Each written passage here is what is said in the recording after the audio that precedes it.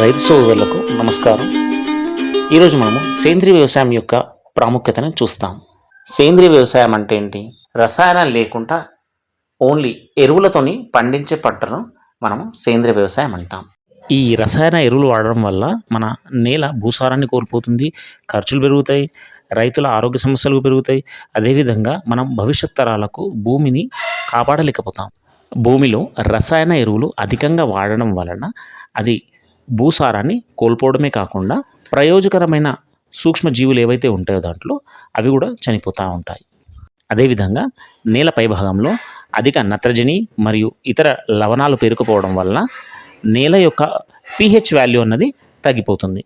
రసాయన ఎరువుల వల్ల మనకు భూసారం కోల్పోవడమే కాకుండా అనవసరమైన ఖర్చులు కూడా పెరిగిపోతాయి. మనము పంట వస్తలేదని చెప్పేసి యూరియా బస్తాలు ఎక్కువ కొట్టడం, అంటే యూరియాకు కావాల్సిన ఖర్చు డిఏపి కానీ లేకపోతే వేరే ఏదైనా ఫర్టిలైజర్ కానీ ఆకు పీల్చే పురుగులది కానీ గడ్డి మందులు కానీ ఇలా మనము ఎంతో ఖర్చు పెట్టాల్సి వస్తుంది దీంట్లో. అయితే రైతు ఈ ఎరువులు ఏవైతే రసాయన ఎరువులు ఉన్నాయో ఈ రసాయన ఎరువులు వాడడం వల్ల అతనికి ఎన్నో అనారోగ్య సమస్యలు కూడా ఎదుర్కోవాల్సి వస్తుంది. ఏ విధంగా అంటే అది కళ్ళ మీద ఎఫెక్ట్ కూడా పడుతుంది ఏదంటే స్ప్రే చేయడం వల్ల. అదేవిధంగా ఒక్కొక్కసారి ఈ గుళికలు ఏదైతే ఉంటుందో అలాంటి చాలా పాయిజన్స్ ఉంటుంది. అది చల్లడం వల్ల మనం కరెక్ట్ హ్యాండ్ వాష్ చేయలేదని అంటే అది కూడా మనకు ఫుడ్ పాయిజన్ అయ్యే అవకాశాలు ఉంటాయి. 2023 సంవత్సరంలోని ఒక డేటా చూసుకున్నట్టయితే దాంట్లో మనకు ఈ పెస్టిసైడ్ ఈ పురుగుల మందులు ఏవైతే ఉన్నాయో వ్యవసాయ క్షేత్రంలో ఎక్కువ వాడడం వల్ల ఎంతోమంది రైతులు అనారోగ్య పాలయ్యారు. ఇంకొకటి ముఖ్యమైనది, మన భూమిని ఏదైతే ఉందో అది మన భవిష్యత్ తరాల గురించి కాపాడడం. ఏవైతే ఈ రసాయన ఎరువులు వేయడం వల్ల భూమి తన సారవత్వాన్ని కోల్పోయి అది ఒక ఎడారిలాగా మారుతుంది.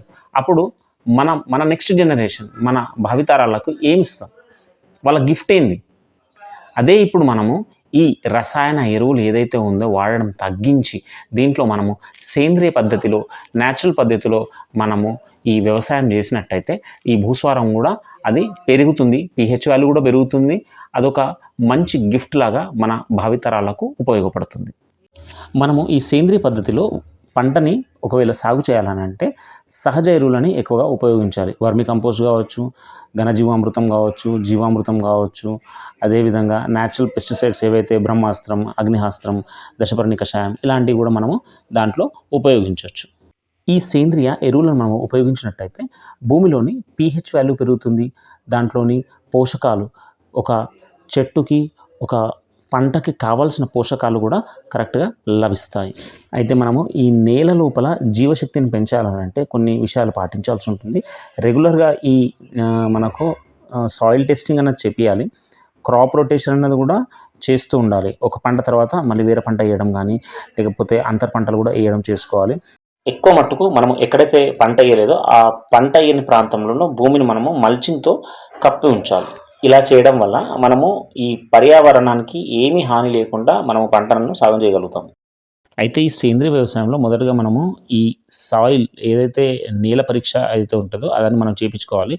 సో ఇది చేయడం వల్ల మనకు దాని లోపల ఆర్గానిక్ మ్యాటర్ ఎంత ఉంది, pH వాల్యూ ఎంత ఉంది అది తెలుస్తుంది. దాని తర్వాత మనము నేలని కావలసిన విధంగా సిద్ధం చేసుకోవాలి. అయితే వరి కానీ వేరే ఏదైనా పంట మనం వేయగానే వెంటనే దాన్ని ఖాళీ ఉంచకుండా పచ్చి రొట్టె లాంటి ఈ పంటలు మనం వేసేసుకొని పెడితే అదొక 40 రోజులు ఆ పంట వచ్చేస్తుంది. సో దాన్ని మనము దాంట్లో దున్నేసి పెట్టినట్టయితే దీంట్లో మనకు ఈ నైట్రోజన్ శాతం ఏదైతే నత్రజని ఉందో అది దానికి అందుతుంది పంటకు, నెక్స్ట్ పంట ఏదైతే ఉంటుందో. అయితే మనం దీంట్లో ఆవు పేడతో తయారైన ఈ ఘనజీవామృతాన్ని కూడా వేసుకోవచ్చు. మనము భూమిని రెడీ చేసుకున్న తర్వాత నెక్స్ట్ వచ్చేసి విత్తనాల ఎంపిక, విత్తన శుద్ధి.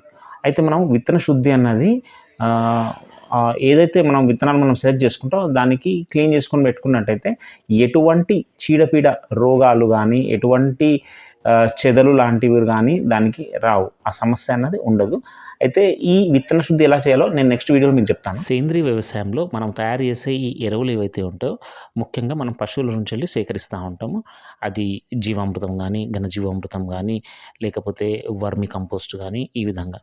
అదేవిధంగా ఈ న్యాచురల్ పెస్టిసైడ్స్ ఏవైతే ఉంటాయో బ్రహ్మాస్త్రం కానీ అగ్నిహాస్త్రం కానీ దశపర్ణి కషాయం కానీ ఇలాంటివి కూడా మనం తయారు చేసుకోవచ్చు. ఇవి మీకు నేను నెక్స్ట్ వీడియోలో చెప్తాను ఎలా చేయాలో. ఈ రోజుల్లో చాలామంది ఎక్కువ ఈ సేంద్రీయ వ్యవసాయం సైడ్ కానీ లేకుంటే ఈ ఆర్గానిక్ ఫుడ్కి ఎక్కువ మక్కువ చూపెడుతున్నారు.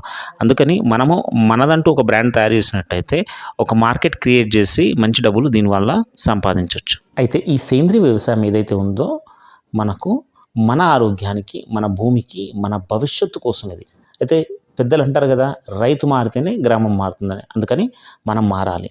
మనం మారి ఈ సేంద్రీయ వ్యవసాయం సైడ్ వచ్చినట్టయితే మనకు మన భవిష్యత్తు తరాలకు మనం ఒక మంచి ల్యాండ్ అన్నది గిఫ్ట్ ఇవ్వగలుగుతాం. మీకు ఈ వీడియో నచ్చినట్టయితే లైక్ చేయండి, షేర్ చేయండి. నెక్స్ట్ వీడియో గురించి మా ఛానల్ని సబ్స్క్రైబ్ చేయండి. జై జవాన్, జై కిసాన్.